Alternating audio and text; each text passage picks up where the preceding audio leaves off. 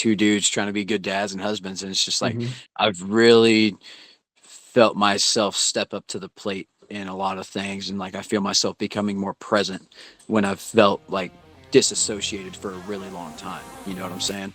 What's up, everybody? Welcome to Real Men, Real Talk. Today, I am joined by Tilghman, as always. Hello, hello. So today, we wanted to do a little bit of a rewind to the peers section of our last series. Because Tilghman was telling me some stories just this last week about how he found some peers. And I thought, you know what? This is too good of an opportunity to pass up. Like, we need to talk about this and just swap some war stories of like how this can happen. Just maybe give you guys some perspective on, you know, how this can happen for you. So, to start us off, you know what? Maybe I'll save that quote for later. But yeah. So Tilghman, start us off with what you were talking about just a couple days ago when we were talking. It's actually, so my story really helps you open your eyes. Is like, it's such a small world, right? So, because they're filling orders. That's all right. Background noise is fine. Real men, real That's talk, baby. No, you're good. You're good. So that's real talk. So, so I feel like, it just really goes to show you, like, it's such a small world because, we go to this quick shop sometimes and we'll get like snacks after a live and everything like that. And we'll chop it up with some of the cashiers and stuff. And got to know one of the cashiers pretty well. And one day I was actually riding my bike with my son down our neighborhood street.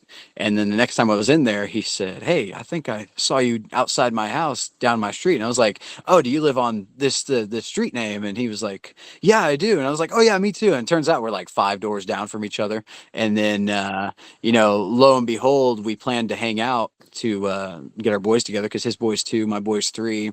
And, he was like, "I think your wife might have been working at the daycare where I dropped my son off at." And I was like, "That's crazy." It's just like, and lo and behold, it was exactly like he said. Whenever he'd drop off his son, my wife would be the one picking him up and taking him to his classroom and everything like that when she was still working at that daycare. And it was, it was really cool to see, like, it was almost like a little reunion between our boys when they got to hang out. And Yeah. but from that point on, it turned into like, what's the best word for it? So just creating that same, what's the best word for it?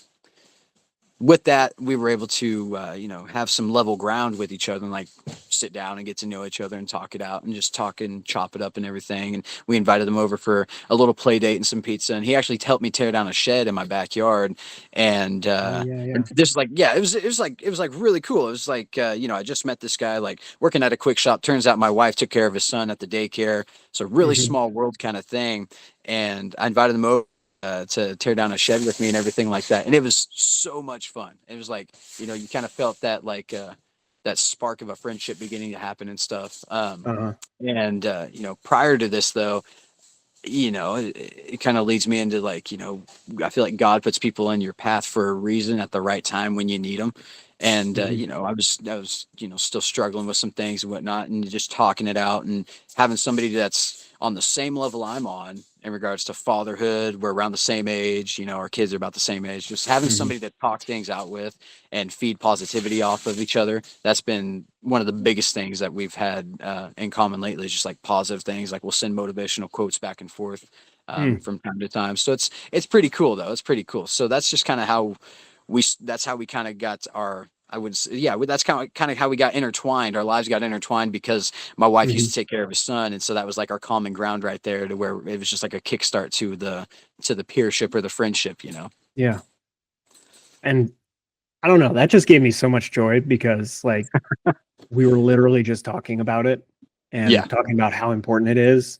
yeah, And then lo and behold, it happens. literally. Um, and it reminded me of a quote that I heard from Dan Allander. He's a psychologist out in, you know what? I'm not going to say what he is, because honestly, I get confused. I get psychologists and psychiatrists and therapists like all confused. I can pretty confidently say he's a therapist. Out in Seattle, he's got this really awesome quote that's kind of become this bedrock for the people in our community. Let me pull it up here. Okay. Find like-hearted kings living in the same direction. Sign treaties. When they're at war, you are at war. And it's just such a good reminder. We need to find like-hearted kings. No, that doesn't mean you agree with them on everything. And maybe Tilghman here in a second, you can tell like the stories of like, you probably don't agree on everything. But you need to find people that want to go in basically the same direction. People who want what you want. Another way that I heard it put by a guy named Morgan Snyder is like, people who are, man, I'm probably going to mess this up. People who are at the same life stage as you, people who want what you want and are willing to fight through the same crap to get it. Something like that. I probably really butchered that. I know what you're trying to say. Yeah. But that's just a good like guiding light. Like find people who want what you want. And that doesn't have to be the same political view. That doesn't have to be necessarily the same religious view, though all those things can be important. It's about your heart. It's about whether you can agree to disagree. It's about whether you both want to be mature, whether you both want to be better fathers, better spouses. So you were talking a little bit about how things like you might not necessarily agree with them on everything. So can you like maybe tell a little bit of a story about that? And yeah, for sure. What you think might happen. Yeah. So it's, and like I said, we haven't spent enough time together quite yet to like really have a debate per se. Some people like just live for debating and then they just like create these bad relationships with people. But we've the subject of like religion and stuff has been brought up from time to time, and it's nothing that I really poke around. I don't really poke the bear on things that people don't want to talk about if they don't want to talk about them, right? But it just seems like I feel like there's opportunity there to maybe share my knowledge of what I know about God, and then maybe he can share his knowledge of what he knows about. And, I feel like if there's a common ground with like something like religion or just like believing in everything like that, that it can better help ourselves. Cause we're already both very positive people. We're both, well, I toot my own horn sometimes, but we're both very good husbands as well. So, so at least from what I see and from who he sees, right? So, and we do our best to be great fathers. And just the way that just the way that he holds himself and the way I hold myself, it's like, hey, there's things from this guy that I want to try to be better on because I see him being better with this, so I need to be better on that. Just seeing the way he fathers his son gives me ideas on how I can better father my son. Maybe not necessarily copycat because everybody's different, but it's like, and so we'll like throw ideas off of each other back and forth. And, yeah, and we don't necessarily agree on everything for sure. Like, it's like, he's one of those guys, like on the weekends, he's just on his days off. It's just nothing but, a little bit of drinking and a little bit of this and that. And I'm not a heavy consumer myself, but it's just like small town USA, baby, so it's like, it's one of those things where, I wouldn't say we disagree on it, but, there's things that, I wouldn't say I would fully participate in if he were to invite me on stuff like that. So, what the future holds, I don't know, but it's just been nice to have somebody in that common ground. And like you said, having somebody moving in the same direction that I want to move in regards to being more mature, being a better father, being a better husband, and like helping piggyback off of each other to, become better men in general. Yeah. And you were, let me check in my notes here. You were talking about, you're talking about taking ideas from each other and stuff like that. One thing you also mentioned was like communicating more clearly. Like you were talking about how like there's probably some things that you don't communicate very well. You and your wife were talking about that, and just how being with people helps you just learn to talk.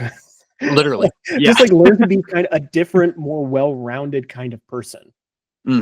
Yeah. And it's, I feel like, because a lot of people, I feel like, at least from what I've seen here in the Midwest, a lot of people go to high school, they graduate, and then they like just don't talk to anybody unless they were like in this super tight niche of friends, right? And I wouldn't call myself the outlier, but I never really I stayed connected with one good friend, and he works really hard. He works like 15-hour days, and I work really long days too. So it's like we barely see each other, but we'll talk through text. But having that human interaction, being able to just go down the street and knock on someone's door and be like, "Hey, do you guys want to hang out today?" Or like, "Hey, do you guys want to have the boys get together and go ride their motorbikes or their little electronic bikes that they have, their toddler bikes and stuff like that." Um, Mhm. but yeah, so my wife and I were talking, and I told her, I said, "Honey, I feel like I've been a late bloomer mentally. I feel like I haven't grown up mentally." And he goes, "I can see it. I get what you're saying. And it's all out of love. It's all out of love. So yeah, sometimes it's like, she thinks I'm just a kid, but and then gosh dang it, I'm Mhm. 27, man. I'm a man, right? So, but it's like because there's things that have been said in past I guess friendships or with other old couple friends and stuff that it was definitely something I said or something I did. It's just like completely off topic. We were talking about one thing, and that I'd bring something up and try to be funny, and then it just kind of was like, would you even say that, Tillman? Like, Oh. so it's like I kind of Oh. shoot yourself in the foot situation. But I look back on it and I'm like, you know what? Those people were in my life for a reason. I might have been the one that, you know, hammered that relationship to the wrong side or whatever. I might have been the one that burnt those ties by accident without even knowing it, trying to be the funny Mhm. guy or trying to be the immature guy, right? Um but as of late, I feel like just having that interaction with another human being outside of work and not talking to like my AI, throwing ideas back and forth, or just Yeah. having like Yeah. Yeah. Yeah. baby talk, or just like even spousal talk is great, but just like having somebody else that's like I keep on going back to, that's in the same boat as you, be able to talk stuff out and without it making it weird, right? So we can talk about stuff without it getting weird as men, right? There's a lot of guys like, Mhm. oh, I don't want to talk about this. This is weird, but he's like all for it. Just having good conversations. I mean, the like one of the first nights we did hang out, we went on this long walk and we talked for like 2 hours, and then we went back to his house and we sat down and like talked for another hour and a half. It was like 4 o'clock in the morning before I walked back home. Dang. Yeah, so it was just like I couldn't even tell you what we talked about, but it was just good conversation. It was like getting to know each other, and like we really established that level ground to where like, hey, you know what? This guy's not that bad after all, Mhm. Yeah. Just to like, even if you don't agree with them, just to have somebody like a neighbor who's in your corner, Yes. who's cheering you on. Like, yeah, like you're religious, he's not. So what? Like, Right. it's Exactly. like just like if even if you're a Christian, like the Bible doesn't tell you to isolate and go into your little what one pastor said that I really liked, don't go off into your little holy huddle. Like, Hmm. no, you're designed to be out there and in it, loving people. Like, how are Yes. people supposed to uh be encouraged by the person that you are if you're not even around them? That's right. So that's just from a Christian standpoint, that's kind of like the basics of what we should be doing. Hmm. So just that you're able to hang out with him, have fun, and if he agrees with you, great. If not, so what? Like, you get to do life with somebody, and you get to have his help, and you get to help him. Hmm. Um, and let's see, there was one other thing that I wanted to hit. This I with this idea of two people like living in close proximity to each other and doing life together. Um, I don't know if y'all have ever tumbled rocks before, but I did when I was a kid. My dad got me a rock tumbler. I was really into rocks, and gems and stuff like that. Um, and then my dad actually recently got one for my daughter, and we started tumbling these rocks. Well, the way it works is pretty darn simple. You have a little tub, you throw the rocks in it, you put like what's called a medium, like a polishing medium, and it can Hmm. be coarse, fine, extra fine, super fine. Uh, and you turn you fill this tub up with water and the stuff, and you stick it on the thing, turn it on, and let it tumble for like days. And these rocks that you put in start out like with jagged edges and stuff. Like they just look like gravel that you'd pick up off the road. But when you pull that cap off after the first run, especially, all of a sudden they're really smooth. And if you keep on doing that, if you keep on progressing to finer grits and keep on tumbling them, these rocks can get darn near shiny. Yeah. I am by no means a professional, but that is what I am told.